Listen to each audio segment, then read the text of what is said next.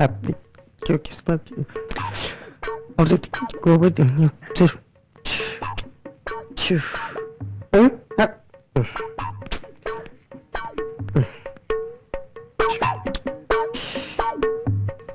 മണിയായി.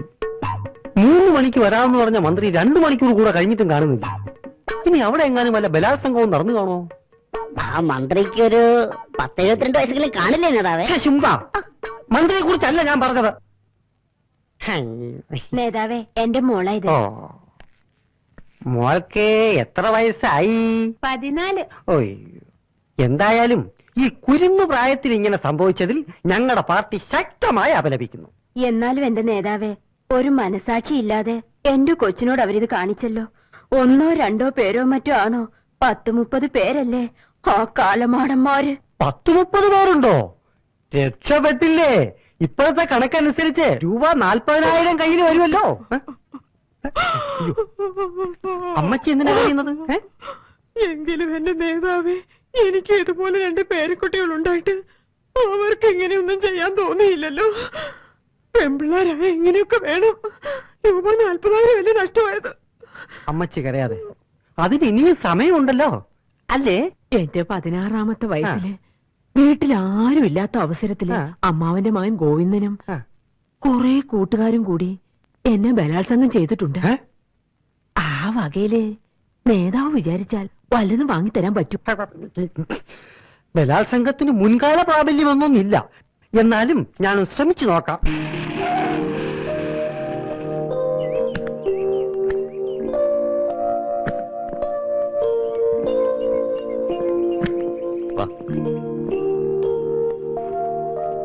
ചേട്ടാ ചായ. അമ്മയെ നമുക്ക് വേറെ ആരെങ്കിലും ഡോക്ടറെ കാണിക്കാം. നല്ല പനിയുണ്ട്. ഏതായാലും 2 ദിവസത്തെ റെസ്റ്റ് എടുക്കാൻ പറഞ്ഞിരിക്കല്ലേ.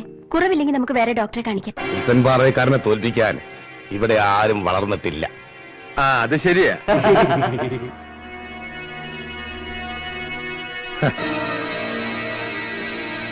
ഇവിടെ നിന്ന് കയറി വന്ന 2 പീറ പിള്ളേർ ഇവിടെ കിടന്ന് ചെത്തുന്നു. അവരുടെ മാസ്റ്റർ ബ്രെയിൻ അപുരുഷത്വൻ പിള്ളയാണ്. അയാളെ വകവരുത്താൻ CK വിചാരിച്ചാൽ നടക്കും. അവന്മാരെ ഞാൻ പിടിച്ചോണ്ട് വരാം. CK അറിയാതെ ഒരു ബിസിനസ് ഇവിടെ നടന്നിരുന്നില്ല. ഇപ്പോൾ CK അറിയാതാണ് ഇവിടെ എല്ലാം നടക്കുന്നത്. CKക്ക് ആവശ്യമുള്ളത് ഞാൻ തരുന്നില്ലേ? ഉവ്വ്, ചിക്കൻ തരുന്നുണ്ട്, റമ്മ് തരുന്നുണ്ട്. പിന്നെന്താ? നഗരത്തിൽ വിൽക്കാതിരിക്കുന്ന ഭൂമി മുഴുവനും നമുക്ക് തന്നെ കിട്ടണം. അതിനുവേണ്ടി CK തന്നെ ഇറങ്ങണം. CK ആരാണെന്ന് അവന്മാരെന്നറിയട്ടെ.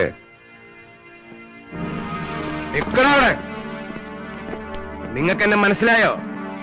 കഴിഞ്ഞ ആഴ്ച നിങ്ങളുടെ വസ്തുവിന് ഞങ്ങൾ അഡ്വാൻസ് തന്നില്ലേ? അതൊക്കെ തിരിച്ചു തന്നേക്കാം.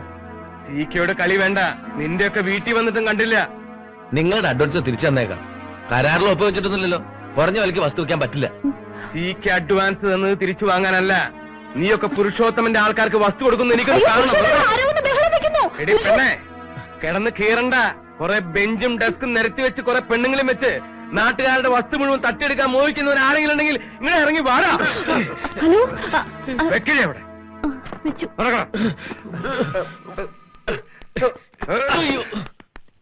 നാട്ടിലെ ഭൂമി മുഴുവൻ ഇല്ലാത്ത വില കൊടുത്ത് വാങ്ങാനുള്ള കാശ് ഇവന്മാരുടെ കയ്യിലുണ്ടാവും എന്ന് വെച്ച് CK അഡ്വാൻസ് കൊടുത്ത വസ്തു വാങ്ങാനുള്ള ധൈര്യം നിനക്കുണ്ടോ? എങ്കിൽ എനിക്കത് അറിയണം. പുരുഷോത്തമുള്ള ബലം പ്രയോഗിച്ചും വരട്ടിയും ആരുടെ ഒന്നും വാങ്ങാൻ ശ്രമിച്ചിട്ടില്ല. എങ്കിൽ പിന്നെ വിൽസൺ പാറയക്കാരന്റെ കയ്യിൽ നിന്ന് അഡ്വാൻസ് വാങ്ങിയിട്ട് ഇവന്മാരെന്തിനാ ഇവിടെ കയറി ഇറങ്ങുന്നതെന്ന് എനിക്കറിയണം. ഇനിയെങ്കിലും ഈ പണിയൊന്ന് നിർത്തിക്കൂടെ?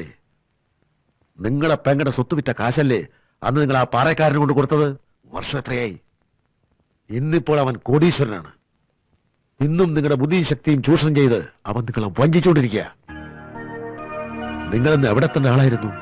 പാവം ആ പെങ്ങളും കുട്ടിയും ഏതോ വാടക വീട്ടിൽ താമസിക്കുക. പെണ്ണും കെട്ടാതെ വല്ലവനും വേണ്ടി വാടകപ്പണി ചെയ്ത് ജീവിക്കാതെ ഇനിയെങ്കിലും തിരിഞ്ഞു നോക്കൂടെ? വെറും നിസ്സാര തുകയ്ക്ക് കള്ളും ചിക്കനും കഴിച്ച് ലക്ഷക്കണക്കിന് രൂപ നിങ്ങൾ അവനെ ഉണ്ടാക്കി കൊടുത്തിട്ട് അവൻ നിങ്ങൾക്കെന്ത് തന്നു? മറ്റുള്ളവരുടെ നേരെ കുതിര കയറാതെ അവന്റെ മുഖത്ത് നോക്കി ചോദിക്ക്. ധൈര്യം ഉണ്ടെങ്കിൽ അതാണ് ശരി.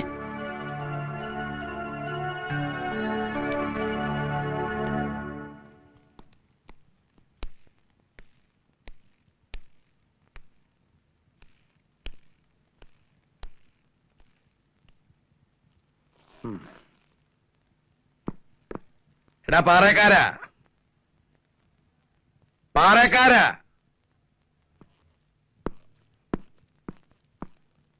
എന്താ സീക്കെ? എനിക്കൊരു കാര്യം പറയാനുണ്ട്. എന്താ പ്രത്യേകിച്ചൊരു കാര്യം?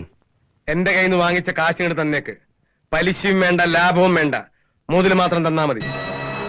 എന്താ ഇത്ര പെട്ടെന്ന് ഇങ്ങനെ തോന്നാൻ? തോന്നി തുടങ്ങിയിട്ട് കുറെ നാളുകളായി. എന്റെ പെങ്ങളുടെ വസ്തുവിറ്റ കാശ അന്ന് ഞാൻ നിനക്ക് തന്നത്. അതിപ്പോ കിട്ടണം. എന്റെ പെങ്ങളും പ്രായമായൊരു മോളും ഇന്ന് ആരോരുമില്ലാതെ കഷ്ടപ്പെടുക.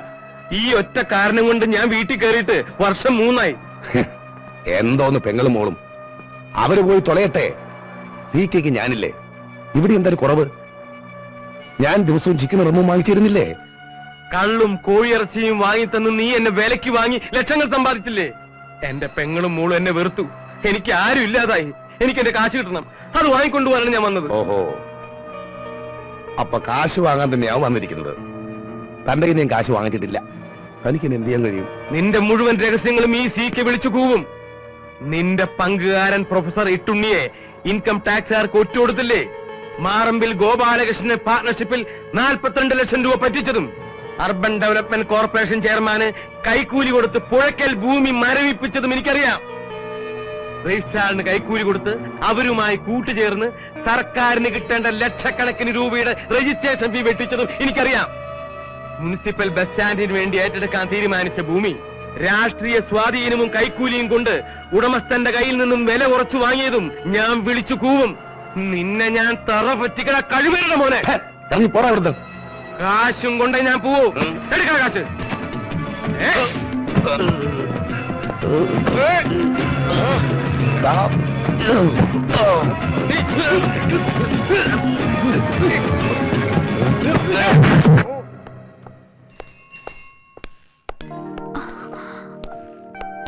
അമ്മാവാ, മോളെ,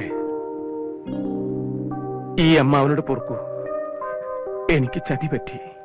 നമ്മുടെ വസ്തു വിറ്റ കാശ് തിരിച്ചു ചോദിച്ചപ്പോ ആ പാറക്കാരന് ഗുണ്ടകളും എന്നെ തല്ലി. സാരമില്ല അമ്മാവാ, പണം പോയെങ്കിലും അമ്മാവിനെ തിരിച്ചു കിട്ടിയല്ലോ. എത്ര നാളായി ഞാനും അമ്മയും പറയുന്നു അവരെയൊക്കെ വിട്ട് വീട്ടിൽ വരാൻ. എന്നിട്ട് കേട്ടില്ലല്ലോ. ഒരബദ്ധം പറ്റിപ്പോയി മോളെ. കൊടുത്ത കാശ് തിരിച്ചു കിട്ടുമെന്ന പ്രതീക്ഷയിലാണ് അവൻ പറയുന്നതും കേട്ട് ഇത്രയും നാൾ അവനോടൊപ്പം നിന്നത്. അമ്മാവൻ വരൂ, നമുക്ക് വീട്ടിലേക്ക് പോവാം. ഞാൻ എങ്ങനെ എന്റെ പെങ്ങളുടെ മുഖത്ത് നോക്കും? അമ്മാവൻ വീട്ടിൽ വന്നാ മതി. അമ്മയ്ക്ക് എന്ത് സന്തോഷാവുന്നോ. വരൂ അമ്മാവാ.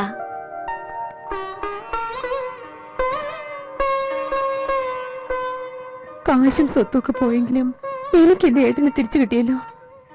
ആരോരുമില്ലാതെ ഞാനും എന്റെ മോളും എങ്ങനെ കഴിഞ്ഞു കൂടുന്നെന്ന് ദൈവത്തിന് മാത്രമേ അറിയൂ.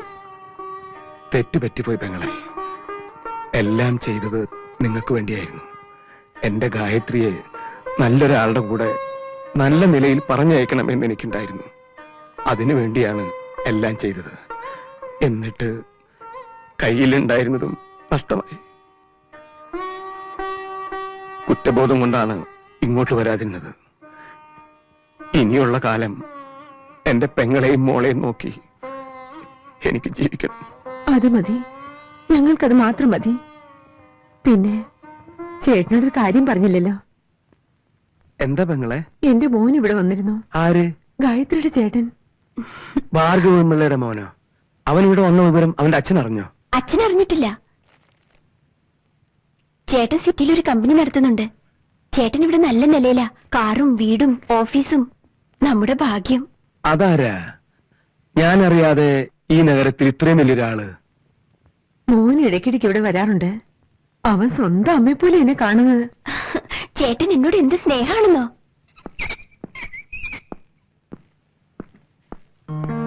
ആ ചേട്ടൻ വന്നല്ലോ. ആ, ഇത് അനന്തനല്ലേ? അനന്തന് ചേട്ടൻ അറിയുവോ? അറിയോന്നാ? ഇവൻ മിടുമിടുക്കനല്ലേ? ഞാൻ പറഞ്ഞിട്ടില്ല എന്റെ അമ്മാവിനെ കുറിച്ച്. ഇതാണ്. നമ്മൾ തമ്മിൽ മുമ്പ് പരിചയപ്പെട്ടിട്ടുണ്ട്, ഓർമ്മയുണ്ടോ? ഉവ്വ്, ഒന്നല്ല പലതവണ. കൊച്ചു കള്ള, നീ എന്റെ കുട്ടനാണെന്നുള്ള കാര്യം ഞാൻ അറിയാതെ പോയല്ലോ. ഇതൊക്കെ ഇവിടെ ഇരിക്കട്ടെ, എനിക്ക് നിന്നോട് ചില കാര്യങ്ങൾ സംസാരിക്കാനുണ്ട്. വന്നേ, വാടാ. അയ്യോ മോളെ, ചേട്ടൻ എന്തെങ്കിലും കുടിക്കാൻ എടുക്ക. ആ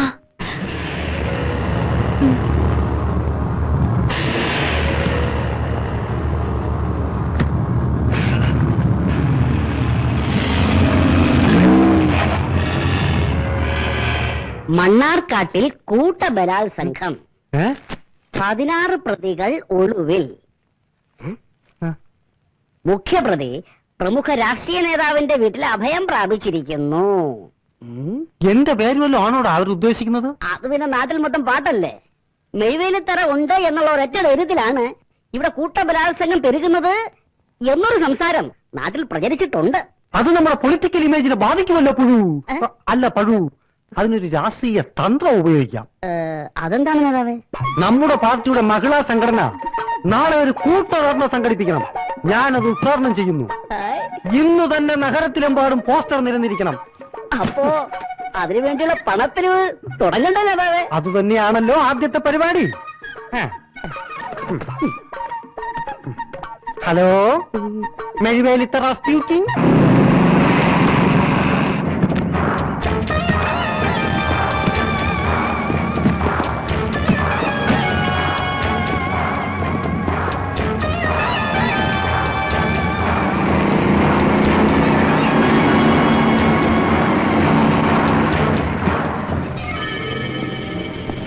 ഹലോ,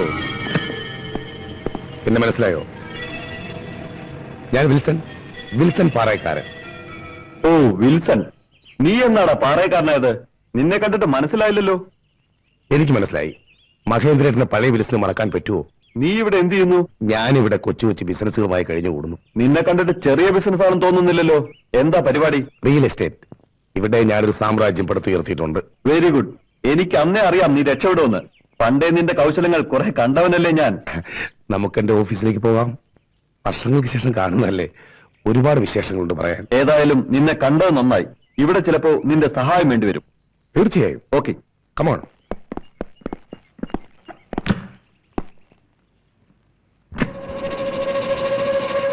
ഈ പെൺകുട്ടിയെ നഗരത്തിൽ എവിടെങ്കിലും വെച്ച് കണ്ടായി ഓർക്കുന്നു? ഇല്ല, മനസ്സിലും ഇങ്ങനെ രൂപം ഓർമ്മ വരുന്നതേയില്ല. ഇവളെ തേടി ഞാൻ അലയാൻ തുടങ്ങിയിട്ട് ദിവസങ്ങളേറെയായി. ഇതുവരെ കണ്ടെത്താൻ കഴിഞ്ഞില്ല. ഈ നഗരത്തിൽ എവിടെയോ അവളുണ്ടെന്ന് എനിക്ക് ബലമായ സംശയമുണ്ട്. ഇവളെ എനിക്ക് വേണം, ജീവനോടെ. അതിന് നിന്റെ സഹായം എനിക്ക് ആവശ്യമാണ്. ഈ നഗരത്തിന്റെ ഏത് കോണിൽ ഒളിച്ചിരുന്നാലും ഇവളെ ഞാൻ പൊക്കിക്കൊണ്ടുവരും.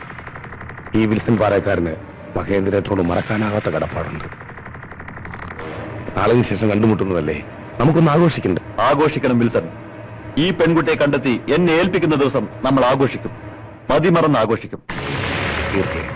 Bye bye.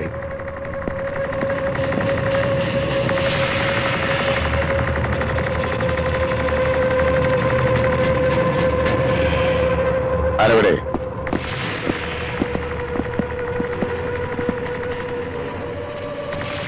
ഇവളെ ഓർമ്മയിൽ വെക്കണം. എവിടെ വെച്ച് കണ്ടാലും അപ്പോ എന്റെ അരികിലെത്തിക്കണം.